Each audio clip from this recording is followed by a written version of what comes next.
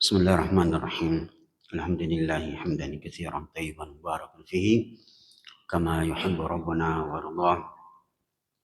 Wassalatu wassalamu ala man la nabiyya ba'da wa ala alihi wa sahbihi wa man wala.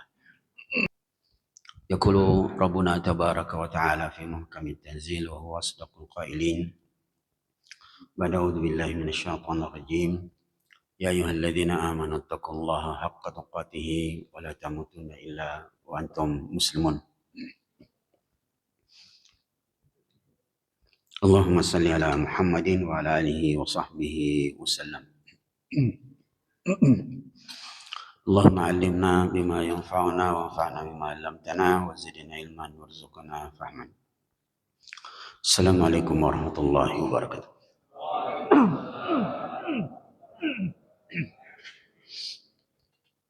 Bapak Ibu jamaah sekalian,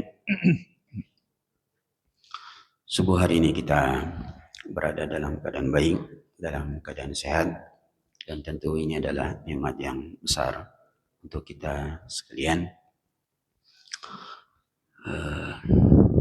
terutama di hari Jumat seperti ini, dan kita berkumpul untuk mempelajari agama kita sekalian.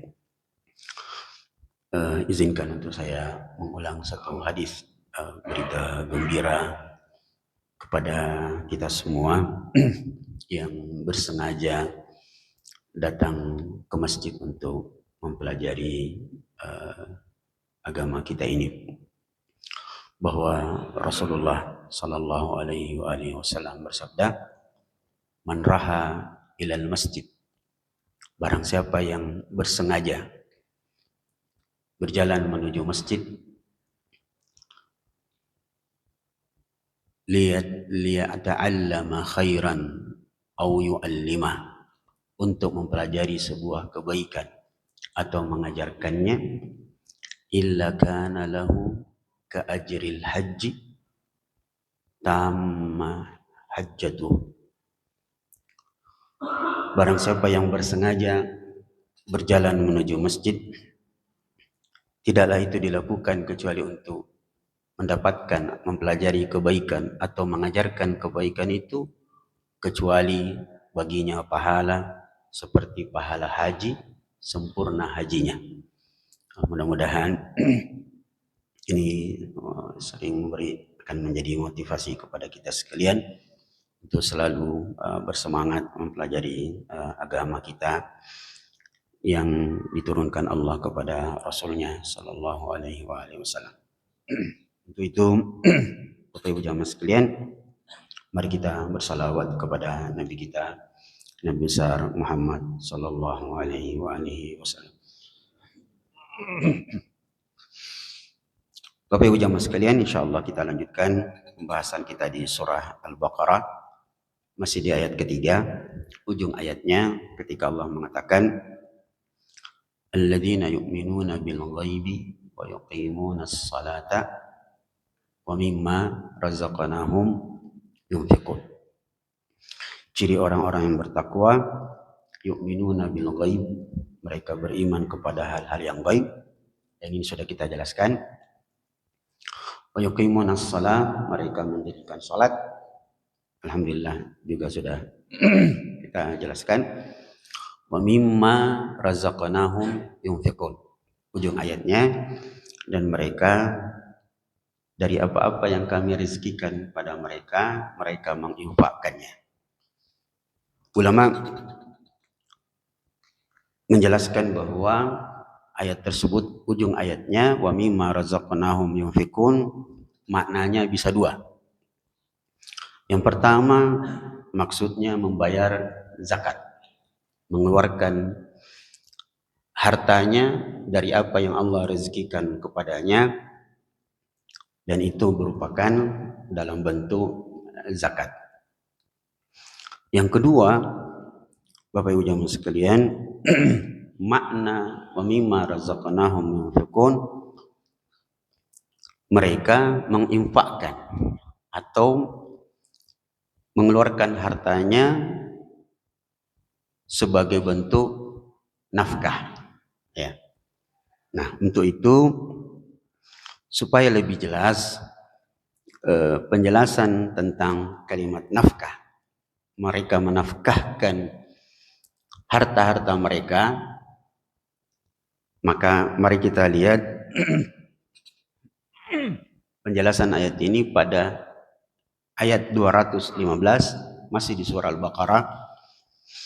Allah mengatakan, "Kul ma anfaqtum min khairin falil walidaini wal aqrabin wal yatama wal masakin wa banis sabil. Wa ma taf'alu min khairin fa innallaha bihi alim." Dan apapun yang kalian nafkahkan berupa kebaikan, maksudnya harta. Jadi dalam ayat ini Allah menamakan harta dengan kebaikan. Wa ma anfaqtum min khairin. Apapun yang kalian infakkan berupa harta yang baik, maksudnya yang halal, maka hendaknya nafkah itu diberikan kepada falil walidain, kepada kedua orang tua. Kemudian wal aqrabin, kepada kerabat, yang maksudnya kerabat yang paling dekat adalah anak istri. Wal yatama, anak-anak yatim. Wal masakin, orang-orang miskin. Wa banis sabil, ibnu sabil. Wa ma taf'alu min khairin fa innallaha bihi alim. Apapun kebaikan yang kalian lakukan, maka sesungguhnya Allah Maha mengetahuinya. Dari sini Bapak Ibu jamaah sekalian mengajarkan kepada kita skala prioritas ketika kita mengeluarkan harta. Siapa orang pertama yang berhak mendapatkan kebaikan kita berupa harta? Ternyata Allah atur. Yang pertama adalah kedua orang tua. Barulah urutan berikutnya adalah kerabat, termasuk maksudnya anak istri. Inilah salah satu jawaban kalau terjadi polemik, siapa sebenarnya orang yang berhak mendapatkan kebaikan seorang anak yang sudah punya anak istri. Kira-kira Bapak yang mana Pak? Anak istri dulu atau orang tua? Nanti kita jelaskan insya Allah. Kalau mengikuti urutan ayat, maka kedua orang tua. Tapi saya istri nah. Saya istri nah. Masa orang tua nah. Maka insya Allah kita akan lihat. Barulah wal yatam, anak-anak yatim, kemudian di bawahnya anak orang miskin, kemudian ibnu as-sabil. Kita lihat ujungnya dulu. Wa ma taf'alu min khairin fa innallaha bihi alim. Apapun kebaikan yang kalian lakukan, jangan khawatir. Sekalipun banyak orang yang tidak menghargainya, Allah sudah mengetahuinya dan mencatat. Ini sekaligus penegasan pelajaran kita yang beberapa waktu lalu ketika kita mengutip perkataan Set Boy di Fajar Set Boy yang mengatakan, kalau kebaikanmu tidak dihargai orang, cobalah sekali-sekali berbuat jahat. Sebab nampaknya manusia lebih mudah mengingat kejahatan daripada kebaikan. Bagus kira-kira itu kata kalimat Budi. Kalimat motivasi. Karena nampaknya memang kenyataan di dunia ini banyak orang tidak tahu berterima kasih. Sepertinya anak muda ini yang frustrasi. Banyak kebaikannya kepada orang tapi tidak dihargai. Maka dia memunculkan kalimat yang memotivasi orang. Kalau kebaikanmu tidak dihargai orang, tidak tahu kita terima kasih. Nah, biar kalimat terima kasih juga tidak tahu nak bilang. Pace. Pacce lurang adalah orang dulu. Tapi Allah mengajar kita jangan khawatir. Itu sudah tercatat di sisi Allah Subhanahu wa taala. Tapi bagaimana ya begitu nih. Nah, maka Allah mengajarkan satu kalimat penting ini untuk melatih keikhlasan kita. Nah, Bapak Ibu jamaah sekalian, sekali lagi ayat di surah Al-Baqarah ini di ayat ketiga dijelaskan lebih rinci di ayat 215.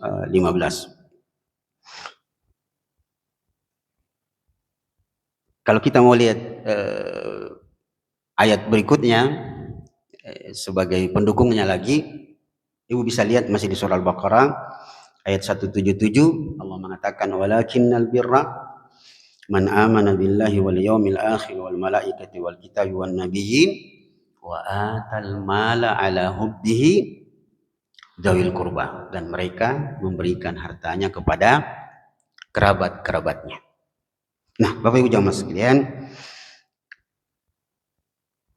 sebelum kita menjelaskan lebih lanjut tentang ayat tadi, tentang memberi nafkah, maka mari kita mendengarkan satu dua hadis yang menjelaskan dulu keutamaan berinfak atau bersedekah kepada kerabat.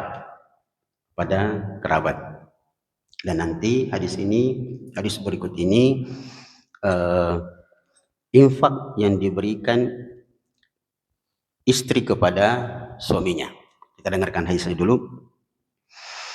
Wa an Zainab As-Saqafiyah imra'atu Abdullah bin Mas'ud radhiyallahu anha qalat, dari sahabiah yang mulia namanya Zainab As-Saqafiyah, istri dari Abdullah bin Mas'ud radhiyallahu anha. Jadi kalau As-Saqafiyah berarti dia termasuk golongan wanita ningrat. Kalau ningrat berarti rata-rata kaya. Punya suami sahabat yang mulia namanya Abdullah bin Mas'ud. Abdullah bin Mas'ud inilah, Bapak Ibu jamaah sekalian, tidak apa-apa kita sebut sedikit biografinya. Sahabat inilah yang sangat dipercaya oleh Rasulullah tentang bacaan Quran. Salah satu orang yang dipercaya dalam bacaan Quran. Tetapi tubuh beliau sangat kurus. Sangat-sangat kurus. Sampai disebutkan betisnya itu dosen saya pernah cerita. Betisnya itu seperti pergelangan tangan saya, bagian betis.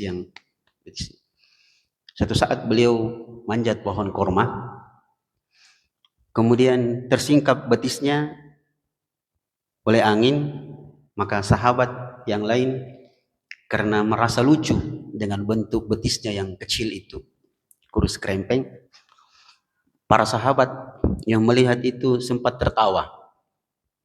Maka Rasulullah SAW marah. Beliau mengatakan, wa innahuma athqalu min jabali Uhud yaumal qiyamah. Jangan kalian tertawai kekurangan sahabat kalian itu. Sungguh betis Ibnu Mas'ud yang kecil itu di hari kiamat lebih berat timbangannya nanti daripada gunung Uhud. Nah, itu memberikan petunjuk bahwa orang-orang soleh itu timbangan kebaikannya jauh lebih berat daripada gunung Uhud. Salah satu yang dimaksud adalah Ibnu Mas'ud radhiyallahu anhu. Nah, ada apa dengan istrinya? Beliau bercerita bahwa saya pernah mendengar Nabi SAW bersabda, tasaddaqna ya ma'syaran nisa walau min hulliyikum. Wahai kaum wanita, bersedekahlah kalian sekalipun harus mengorbankan perhiasan kalian. Dan beliau sudah dengar ayat dan hadis tentang orang yang paling berhak mendapatkan sedekah adalah kerabat. Setelah mendengarkan ini, istri Ibnu Mas'ud pulang ke rumah. Lalu dia menemui suaminya, sahabat yang mulia, lalu mengatakan, innaka rajulun khafifu dzatal yad. Wahai suamiku, abang, kita kan sedikit penghasilan tak. Jadi kalau dibayangkan zaman sekarang, Bapak Ibu jamaah sekalian, suami istri bekerja tapi istrinya manajer besar gajinya, suaminya pegawai biasa. Maka sang istri ini bilang kepada suaminya, "Daeng, kita kan sedikit penghasilan tak. Boleh tidak saya bersedekah kepada kita?" Coba lihat bahasanya halus sekali. Boleh tidak saya bersedekah dengan harta saya yang lebih untuk menutupi penghasilan tak? Tapi catat baik-baik bapak-bapak, terutama yang masih muda, maksud kalimatnya adalah sekedar bersedekah. Istri bersedekah kepada suami,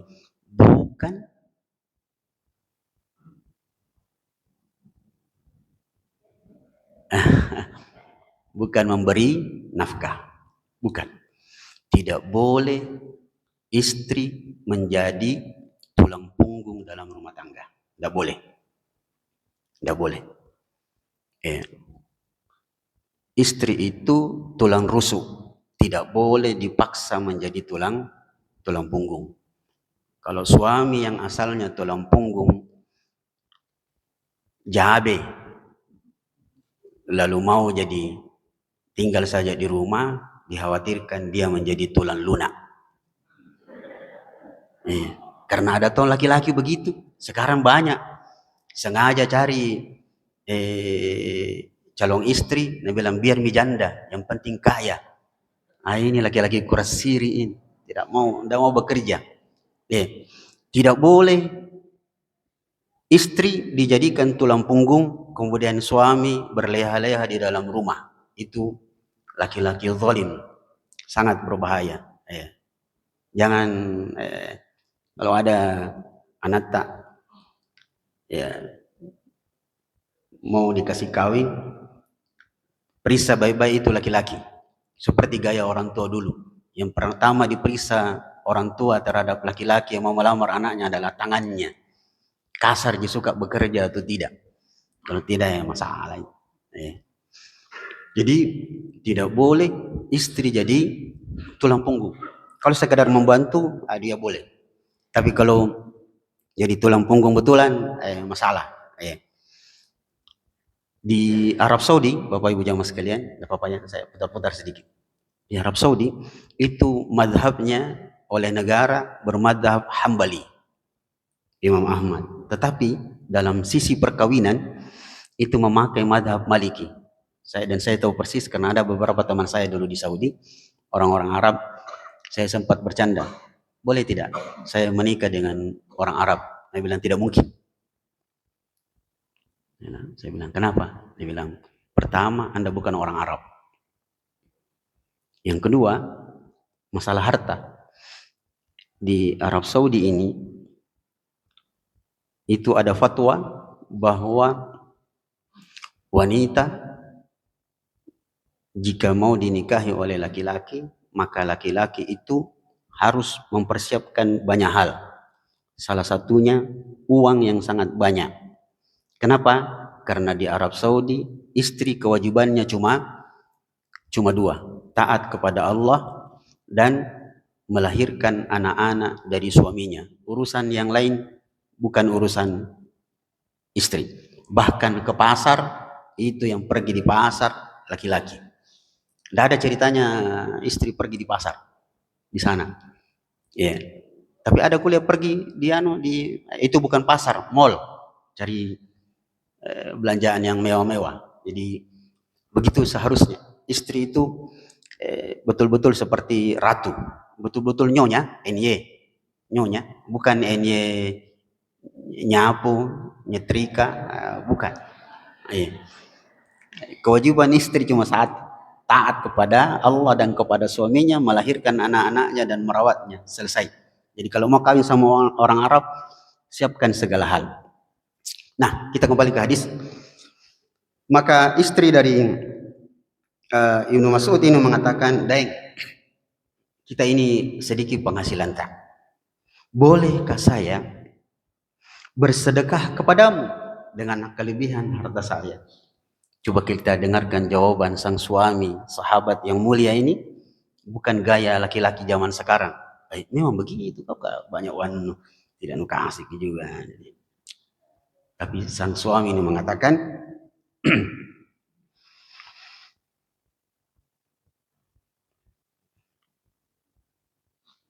fa'tihi fas'alhu fa in kana dzalika yajizu anni wa illa isrifha ila ghairikum. Kata Ibnu Mas'ud, sebentar, dari mana kau mengambil dasar ini mau bersedekah kepada saya? Kata sang istri, saya dengar dari Rasulullah. Maka apa kata Ibnu Mas'ud? Kalau begitu kau pergilah ke Rasulullah, tanya dulu, boleh enggak kau bersedekah kepada saya? Padahal sebenarnya Ibnu Mas'ud tahu itu. Jadi kau pergi dulu tanya Rasulullah, boleh enggak istri bersedekah kepada suaminya? Maka pergilah sang istri ini ke rumah Rasulullah. Ternyata di depan rumah Rasulullah sudah ada perempuan juga bernama Zainab, ingin bertanya dengan pertanyaan yang sama, hukum bersedekah ya istri kepada suaminya. Maka ternyata jawabannya Rasulullah sallallahu alaihi wasallam mengatakan, lahuma ajrani, ajrul qarabah wa ajrus sadaqah. Istri yang bersedekah kepada suaminya mendapatkan dua jenis pahala. Yang pertama pahala silaturahim, pahala kekerabatan. Yang kedua adalah pahala sedekah. Jadi boleh istri bersedekah kepada suaminya. Bagaimana Pak? Pergi dulu nongkrong nongki dulu sama teman-teman. Biasa minum kopi orang di situ ini uangnya. Iko kopi sama teman-temanmu di sini. Itu bagus bersedekah. Tapi Nabi bilang suaminya, kau uangku tunji itu ku kasih. Gajinya aja kasih. Hadis yang kedua, Bapak Ibu jamaah sekalian, masih hubungannya dengan sedekah. Rasulullah sallallahu alaihi wasallam bersabda, afdalus sadaqah as-sadaqatu ala dirrahim al-kashih. Sebaik-baik sedekah, semulia-mulia sedekah, sedekah yang paling besar pahalanya adalah sedekah yang diberikan kepada kerabat yang punya sifat al-kashih. Apa al-kashih itu? Al-kashih adalah kerabat yang menyembunyikan, yang menyimpan sifat marah, sifat dendam, permusuhan kepada kita. Jadi Rasulullah SAW mengatakan, sebaik-baik sedekah, sedekah yang paling besar adalah sedekah yang diberikan kepada kerabat yang memusuhi kita. Kira-kira mau Pak? Siap bersedekah kepada orang, dia kerabat tapi memusuhi kita. Bagaimanapun kita berbuat baik sama dia, dia tetap memusuhi kita, mencerita kita ke sana kemari. Itu yang paling besar pahala. Bapak sanggup? Kalau saya Pak terus terang, batal lagi Pak. Ada deh pemari ya tompa masing-masing, kasih asih nampak mau dibaiki baru susah Pak ya? Ya. Ibu siap kasih sedekah siap Bu ya? Ya, alhamdulillah. Tapi nampaknya masih bisa mendatangkan menokok-nokok orang. Ya, mudah-mudahan. Dan inilah bentuk kemuliaan Islam, bahwa melawan boleh, tetapi memaafkan jauh lebih baik. Tinggal kita lihat bagaimana kelapangan hati kita. Apakah hati kita seluas samudera atau sesempit macam-macam lah. Ya. Susah mendapatkan hati yang luas. Ada pernah ulama, Bapak Ibu jamaah sekalian, siang hari dicaci maki, Malamnya dia bawakan orang yang mencaci maki dia hadiah. Di siang hari dicaci maki, difitnah, pokoknya dicela di pasar lagi. Malamnya dia bawa oleh-oleh kepada orang yang mencelanya. Assalamualaikum, waalaikumsalam. Ini oleh-oleh untuk Anda. Terima kasih atas caci makiannya tadi siang. Kalau dia benar, berarti Anda telah menyelamatkan saya. Kalau dia salah, semoga Allah memaafkan saya dan Anda. Sanggup begitu, Pak? Susah, ada apa itu kalian? Berat. Baik. 2 hadis lagi. Mudah-mudahan 7 menit bisa selesai. Kita baca hadis tentang inti dari ayat yang kita pelajari. Wa mimma razaqnahum yunfiqun. Dan apa-apa yang kami rezekikan kepadanya, mereka infakkan. Satu ayat lagi yang memperkuat dan akan menjadi penjelas ayat tadi surah Al-Baqarah ayat 3 adalah surah Saba ayat 39. Wa ma anfaqtum min syai'in fa huwa yukhlifu wa huwa khairur raziqin. Ayat ini luar biasa Bapak Ibu jamaah sekalian. Wa ma anfaqtum min syai'in fa huwa yukhlifu. Apapun yang kalian infakkan dari hartamu, jangan khawatir, Allah pasti ganti. Pasti ganti. Dan Allah menutup ayat ini dengan kalimat wa huwa khairur raziqin, dan Allah sebaik-baik pemberi rezeki. Maksudnya apa? Jangan khawatir, Allah yang kasih. Dan Allah sebaik-baik pemberi rezeki, sebab Allah apapun yang dia berikan itu tidak akan berkurang apa yang ada di sisinya. Nah, sekarang Bapak Ibu jamaah sekalian, kita baca 2 hadis yang akan memberikan kita berita gembira sebagai seorang suami. Rasulullah sallallahu alaihi wasallam bersabda, "Man anfaqa ala nafsihi nafaqatan yastaifu biha fahiya sadaqah." Barang siapa yang membelanjakan hartanya untuk dirinya sendiri, itu bernilai sedekah. Jadi kalau ada orang yang kelihatan boros, tapi sebenarnya dia belanja itu, dia beli pakaian, dia beli macam-macam untuk memperlihatkan kepada orang bahwa dia orang miskin, maka itu bernilai sedekah. Dia berpahala dengan belanja untuk makan supaya tidak kelihatan miskin di hadapan orang, maka dia infaknya itu, belanjanya itu bernilai sedekah.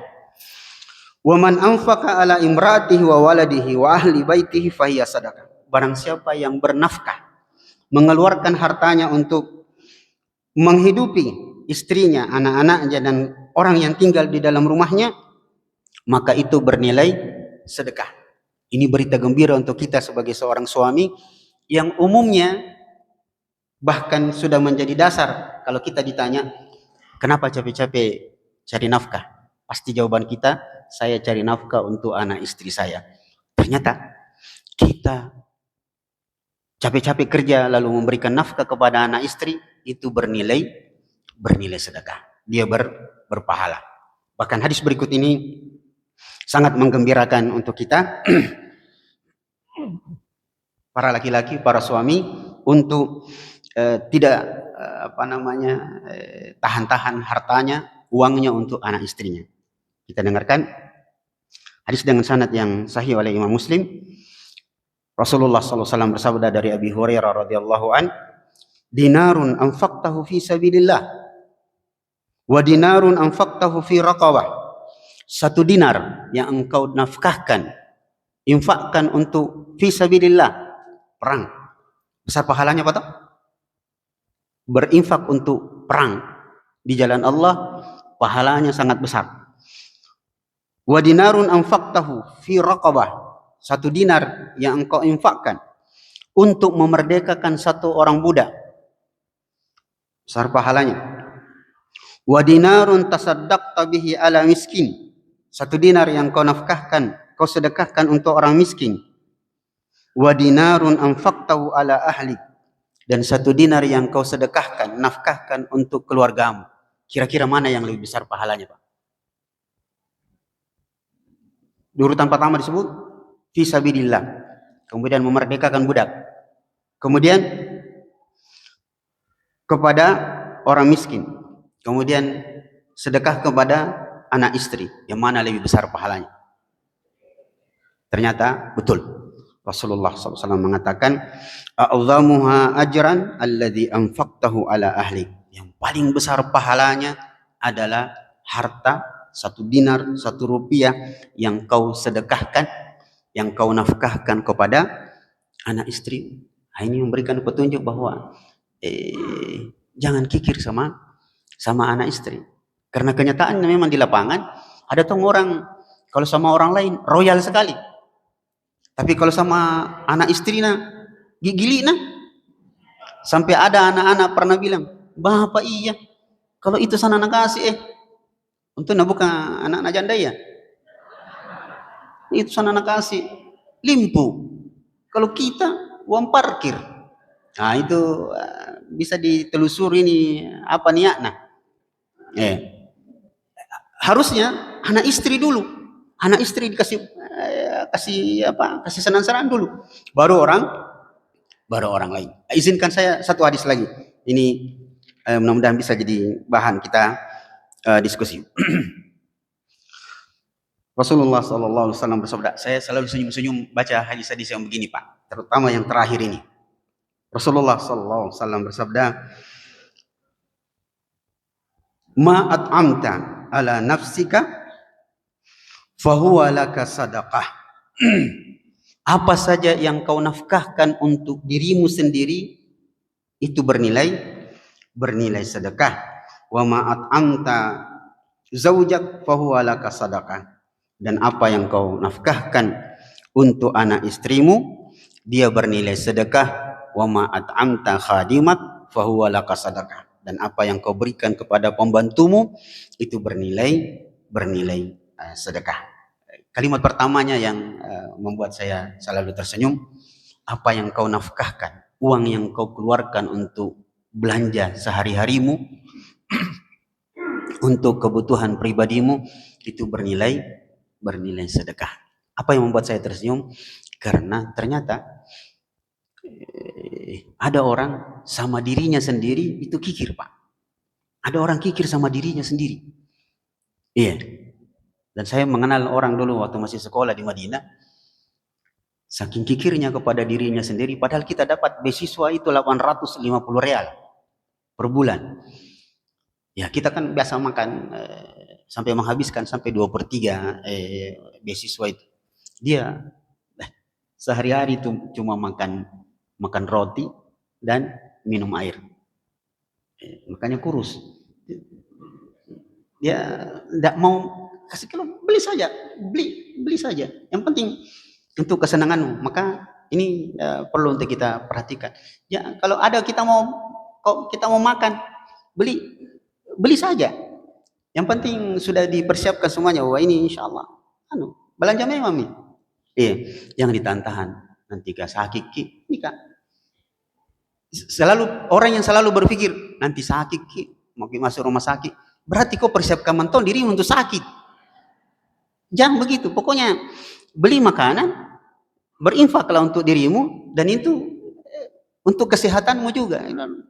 Ini Bapak Ibu jamaah sekalian, ya jangan sampai kikir kepada diri sendiri. Kalau dia kikir kepada diri sendiri, biasanya dia akan kikir kepada anak istrinya, ya, apalagi orang lain dan seterusnya. Maka ini Bapak Ibu jamaah sekalian, beberapa penjelasan dalam beberapa hadis yang kita jelaskan dari ayat ketiga dalam surah Al-Baqarah.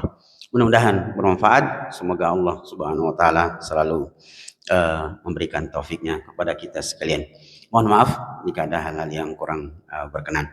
Wassalamualaikum warahmatullahi wabarakatuh.